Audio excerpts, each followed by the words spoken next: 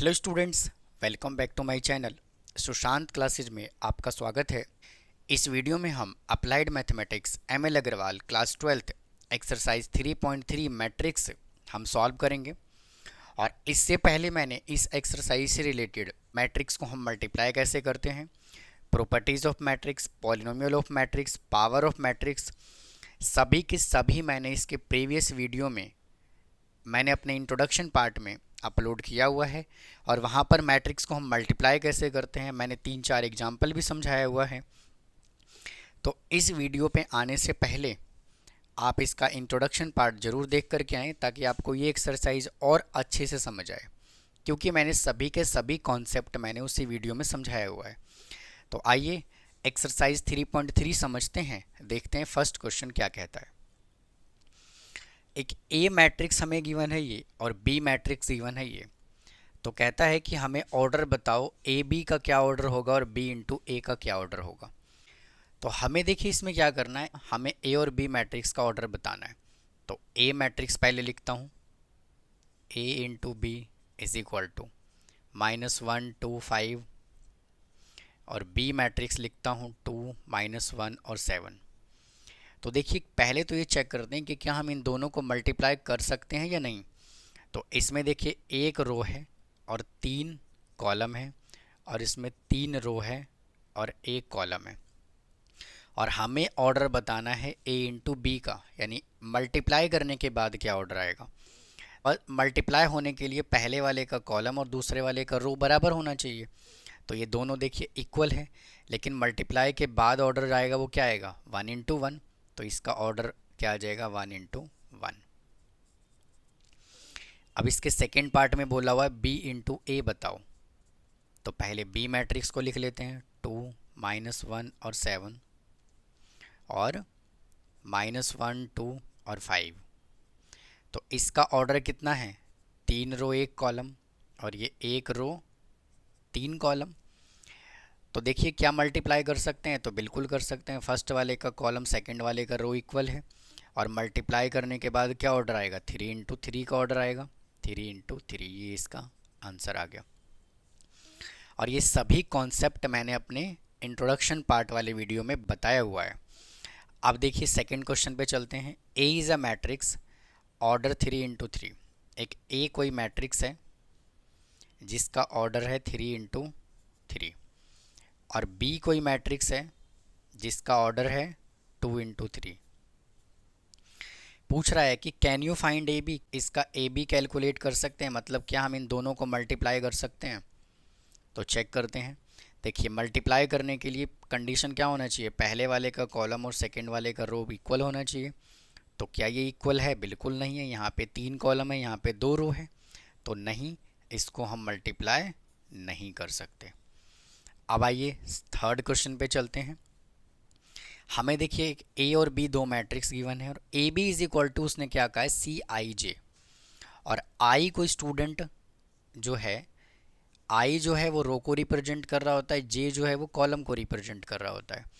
तो इसका कहने का मतलब ये है कि जब आप इन दोनों मैट्रिक्स को मल्टीप्लाई करोगे ना, तो एक सी मैट्रिक्स मिलेगा, और उसका रो जो होगा वो आई होगा, और कॉलम जो होगा वो जे होगा। और उसने हमें कैलकुलेट करने के लिए क्या कहा हुआ है, C23 प्लस C31। आप क्वेश्चन को समझिए, कह रहा है क्या कि ए और बी को जब मल्टीप्लाई करोगे तो एक सी मैट्रिक्स मिलेगा, सी ऑर्डर का मैट्रिक्स मिलेगा, उसमें सी एलिमेंट होगा, और उसका ऑर्डर जो होगा वो आई जे होगा। मतलब आई जो है वो रो को रिप्रेजेंट कर रहा है, जे जो है वो कॉलम को रिप्रेजेंट कर रहा है। और ये भी कॉन्सेप्ट मैंने अपने इंट्रोडक्शन पार्ट में समझाया हुआ है। अब देखिए, और हमें कैलकुलेट क्या करना है, C23 प्लस C31। अब समझिए इसको, इसका एग्जैक्ट मीनिंग क्या है कि ये 2 का मतलब क्या है, ये रो को रिप्रेजेंट कर रहा है, और ये 3 जो है वो कॉलम को रिप्रेजेंट कर रहा है। इसका मतलब ये है कि ये कह रहा है कि सेकेंड रो की मल्टीप्लिकेशन थर्ड कॉलम के साथ करो भैया। तो करते हैं मल्टीप्लाई, सेकेंड रो की मल्टीप्लिकेशन थर्ड कॉलम के साथ। -1 को 1 से मल्टीप्लाई करेंगे, साइन प्लस का, और 1 को मल्टीप्लाई करेंगे 2 के साथ, 1 इंटू 2। फिर प्लस।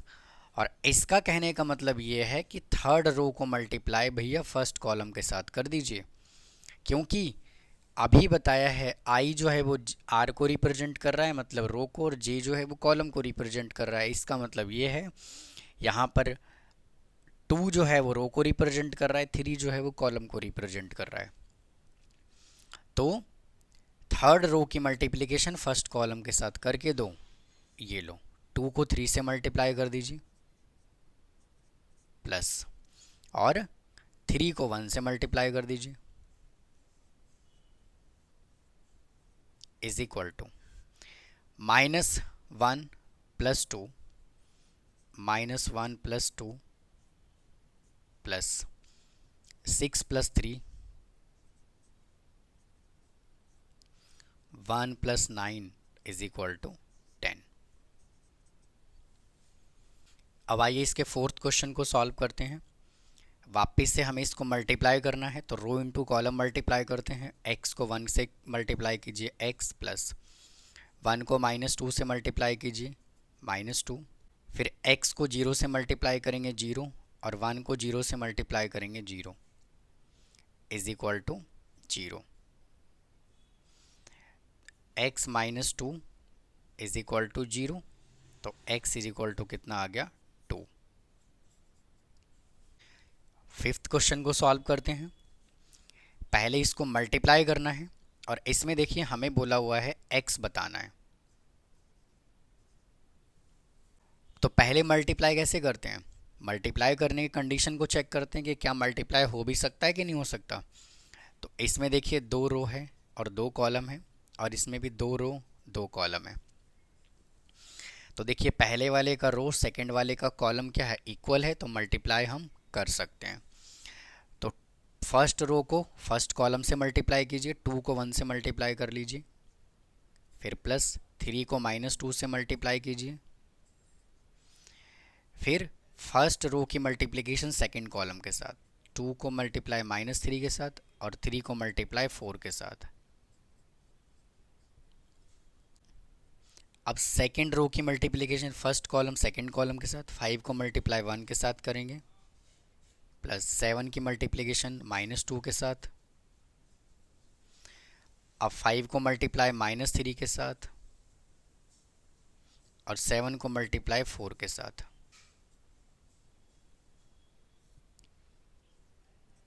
इज इक्वल टू -4 6 -9 और x। इसको सॉल्व कर लीजिए। 2 माइनस 6 -6 प्लस 12, 5 -14 और -15 प्लस 28 इज इक्वल टू -4 6 -9 और x। इसको सॉल्व कीजिए। -4 6 -9 और 13 इज इक्वल टू -4 6 -9 और x। इक्वल मैट्रिक्स के कॉरस्पॉन्डिंग एलिमेंट इक्वल होता है, तो x इज इक्वल टू कितना आ गया 13।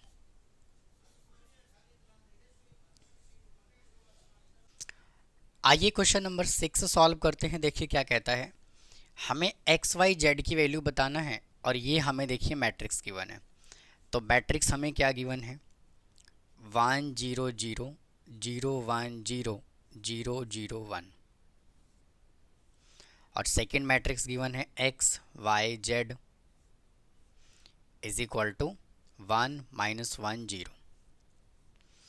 पहले हम x y z की वैल्यू कैलकुलेट करेंगे और फिर इसमें हम पुट कर देंगे। तो देखिए क्या मैट्रिक्स मल्टीप्लाई हो सकता है, चेक करते हैं। इस मैट्रिक्स के अंदर 3 रो और 3 कॉलम है, और इसमें 3 रो 1 कॉलम है। देखिए दोनों बिल्कुल सेम है, तो मल्टीप्लाई कर सकते हैं इसको, और मल्टीप्लाई करने के बाद ऑर्डर क्या आएगा, 3 × 1 का ऑर्डर आएगा। तो फर्स्ट रो को मल्टीप्लाई करेंगे फर्स्ट कॉलम के साथ, तो 1 को x के साथ मल्टीप्लाई करेंगे तो क्या आएगा x, और 0 को y के साथ मल्टीप्लाई करेंगे 0, और 0 के z के साथ मल्टीप्लाई करेंगे 0। अब फर्स्ट रो का मल्टीप्लिकेशन हमने कर दिया। अब सेकंड रो को मल्टीप्लाई करेंगे इस कॉलम के साथ, तो 0 को x से मल्टीप्लाई करेंगे 0, 1 को y से मल्टीप्लाई किया y, और 0 को z से मल्टीप्लाई किया 0। अब थर्ड रो की मल्टीप्लिकेशन करेंगे, 0 को x से मल्टीप्लाई किया 0, 0 को y से मल्टीप्लाई किया 0, z को 1 से मल्टीप्लाई किया z, is equal to 1 minus 1 0। आ जाएगा x y z is equal to 1 minus 1 0। देखिए अभी मैंने क्या बताया आपको, 3 रो और 1 कॉलम होना चाहिए। देखिए 3 रो और 1 कॉलम है कि नहीं है। ये दोनों मैट्रिक्स का ऑर्डर जो है वो सेम है और इज इक्वल टू से जुड़ा हुआ है, मतलब इक्वल मैट्रिक्स है। तो इक्वल मैट्रिक्स के कॉरस्पॉन्डिंग एलिमेंट इक्वल होता है। तो x इज इक्वल टू आ गया 1, y इज इक्वल टू -1 और z is equal to 0। 7th question पे चलते हैं। देखिए हमें a square is equal to I given है और ये हमें एक a मैट्रिक्स गिवन है और हमें देखिए ये वैल्यू कैलकुलेट करना है। तो कंडीशन हमें क्या गिवन है, a square is equal to I, और मैंने आपको पावर ऑफ मैट्रिक्स में समझाया हुआ है कि अगर यहाँ पर a स्क्वायर लिखा हुआ है तो आप इस मैट्रिक्स का स्क्वायर नहीं करेंगे। हम कैसे करेंगे, इसको हम लिखेंगे a into A is equal to I, मतलब आइडेंटिटी मैट्रिक्स। कभी भी इसका स्क्वायर आपको करके नहीं लिखना, हमें मल्टीप्लाई करना है जैसे मल्टीप्लाई करते हैं मैट्रिक्स को। तो अल्फ़ा, बीटा, गामा और माइनस अल्फ़ा, वापिस से लिखेंगे alpha, beta, gamma, minus alpha is equal to. अब देखिए यहाँ पे आई लिखा हुआ है, आइडेंटिटी मैट्रिक्स जो होता है वो होता है 1 0 0 1। ये जो होता है वो 2 इंटू 2 ऑर्डर का है, 1 0 0 0 1 0 0 0 1। ये होता है 3 इंटू 3 ऑर्डर का। अब देखिए उसने ना तो हमें यहाँ पे ना तो उसने यहाँ पे 2 लिखा है ना 3 लिखा है, तो हम ये कंसीडर करें कि ये कंसीडर करें, तो हम ये कंसीडर करेंगे क्योंकि ए मैट्रिक्स यहाँ पे 2 इंटू 2 का गिवन है, तो इसीलिए आइडेंटिटी मैट्रिक्स भी हम 2 इंटू 2 का कंसीडर करेंगे क्योंकि यहाँ पे 2 इंटू 2 ऑर्डर का मैट्रिक्स गिवन है। अगर 3 इंटू 3 का होता तो हम ये कंसीडर करते। तो उम्मीद है आप दोनों ये समझ गए होंगे। तो यहाँ से क्या आ जाएगा 1 0 0 1। अब मल्टीप्लाई करते हैं फर्स्ट रो को फर्स्ट कॉलम के साथ, अल्फ़ा को अल्फ़ा के साथ मल्टीप्लाई करेंगे अल्फ़ा स्क्वायर, बीटा को गामा से मल्टीप्लाई कर लेंगे बीटा गामा, फिर फर्स्ट रो को मल्टीप्लाई कर लेंगे सेकंड कॉलम के साथ alpha into beta plus beta into minus alpha, beta into minus alpha, beta into minus alpha.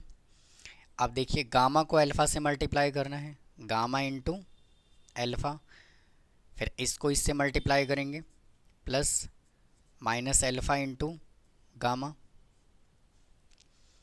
अब देखिए इस रो का मल्टीप्लिकेशन हम इस कॉलम के साथ करेंगे, गामा को बीटा से मल्टीप्लाई कीजिए गामा बीटा, और अल्फ़ा को अल्फ़ा से मल्टीप्लाई कीजिए प्लस का अल्फ़ा स्क्वायर आ जाएगा इज इक्वल टू 1 0 0 1। तो यहाँ से आ गया alpha square plus beta gamma. देखिए ये माइनस है और ये प्लस है तो ये कैंसिल हो जाएगा, यहाँ 0 आ गया, ये भी कैंसिल हो जाएगा 0, और alpha square plus beta gamma is equal to 1 0 0 1। अब हमें वैल्यू किसका चाहिए, alpha square plus beta gamma का, तो इसको इसके इक्वल रख देते हैं। तो alpha square plus beta gamma is equal to 1। ये था स्टूडेंट एक्सरसाइज नंबर 3.3 मैट्रिक्स का। तो उम्मीद है आपको ये आज का कंटेंट पसंद आया होगा। अगर कोई डाउट है तो प्लीज़ कमेंट बॉक्स में कमेंट करें, चैनल को सब्सक्राइब करना ना भूलें। और स्टूडेंट क्लास 12th के अप्लाइड मैथमेटिक्स का मैं पूरा syllabus, revision, question paper, one shot, MCQ सभी चीज़ों का रिवीजन मैं अपने चैनल पे मैं कराने वाला हूँ। तो प्लीज़ मेरे चैनल को सब्सक्राइब करके रखें। और अगर आपको कोई डाउट है तो कमेंट बॉक्स में कमेंट कर सकते हैं, और आप व्हाट्सअप भी कर सकते हैं मेरे नंबर पे 8851799745। आप इस नंबर पे या तो व्हाट्सअप कर दीजिए और या तो फिर आप टेलीग्राम भी कर सकते हैं। तो मिलता हूँ फिर इसके नेक्स्ट पार्ट में। थैंक यू, धन्यवाद।